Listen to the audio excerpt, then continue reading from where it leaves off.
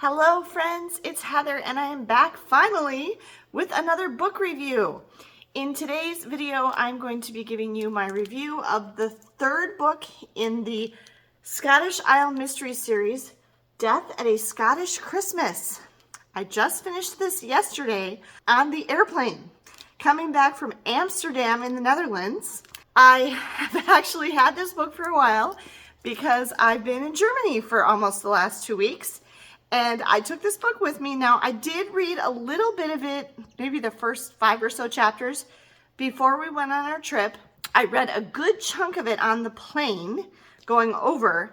And then, as is very typical for me, when I take a book with me on a trip, it sat on my nightstand in the hotel, and I never picked it up the entire time we were there. I don't know what it is about when I'm traveling. A lot of people love to read when they travel. I do read on the plane. But when I'm at the hotel, I think I'm always just too tired at night and I just need to go straight to sleep and I'm too tired to read. Or I'm doing stuff on my phone with like pictures that I took that day and stuff and I don't take the time to read. So I did not read any of it while we were in Germany. But then I read the rest of the book and finished it yesterday on the plane coming back from Amsterdam to Minneapolis. I'm giving this book 4 stars, which I think is the same thing I gave the second book, which I just read not too long ago, Death at a Scottish Wedding, and I read that one in October, I think, or beginning of November. And this one follows up very closely in time with Dr. M. McRoy and her friends in the town of Sea Isle, Scotland, right after that wedding. So that wedding was supposed to take place in the second book in late October, like around Halloween time. And this is basically covering the entire month of December. So it's all of like the Christmas festivities that they have going on in Sea Isle, Scotland, along with yet another, actually 2 deaths. The deaths are kind of odd. They're actually sort of visitors to the town. It's a band called Bram and the Stokers. And they, yeah, Bram and the Stokers. And they come to visit. Now, Bram and one of the other guys in the band, Hamish, yeah, are originally from the town of Sea Isle. But the band is actually extremely popular and very widely known in Europe and a big, huge band, supposedly.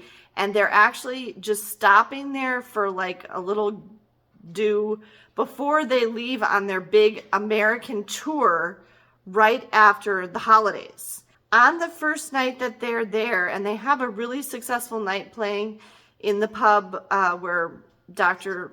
M's friend Mara works and everything, and it goes really well and it's a really fun night and stuff. Is it the doctor?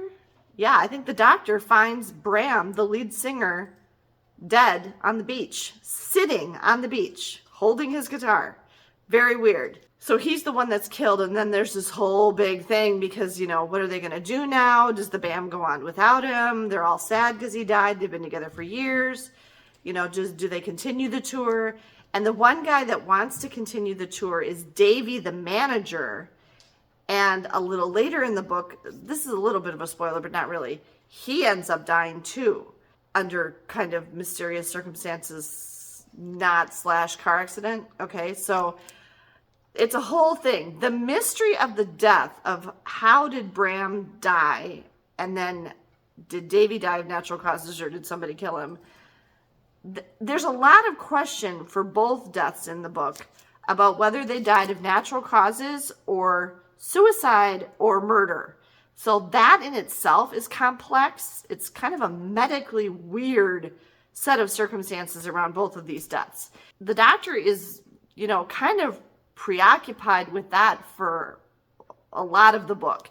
She's supposed to be taking a month off and having December as a vacation month, except for medical emergencies.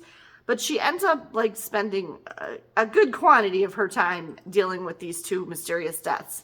But interspersed within that are lovely little Scottish village Christmas events that she describes going to those and everything, and more like bonding time with her friends and stuff like that. And obviously the beginnings of what had been hinted at for a while in the first 2 books and is becoming more blatant, upcoming, leading to a romance between her and Ewan, the town laird / constable. Oh, and for a little bit at the beginning of this one, Ewan is actually considered a suspect. There is an additional detective inspector that comes from Edinburgh, I think. Maybe Glasgow. I don't know. One of the big cities in Scotland comes to oversee the investigation because Ewan is considered a suspect at the beginning, and because the band was so big and popular and everything, they want somebody kind of overseeing things. So she's there in this book too. Her and the band, I would say, are the only like new characters. There's a lot of people kind of milling about the town, like fans and people from the news, media and stuff like that, but none of them are very significant characters. They're just kind of there. I liked the Christmassy stuff. I wish there had been actually even more of that. The deaths in this one and the story with the mystery was complicated, but I almost felt like it went on a little too long, like they dragged it out. And in the end, it was actually pretty simple. And so I feel like she was kind of having trouble making a mystery out of it or something. I don't know. I still liked this book quite a bit. Gave it 4 stars. Would recommend. So this is the third in the Scottish Isle Mystery Series by Lucy Connelly, Death at a Scottish Christmas. She definitely is still setting it up for there to be more books in this series, so I'll keep an eye out for those because there's probably going to be more coming. Thank you for taking the time to watch this video today. I hope that you enjoyed it, and I hope you're all having a Merry Christmas, celebrating or spending time with friends and family or whatever you're doing today. Stay safe and warm, and I'll see you next time.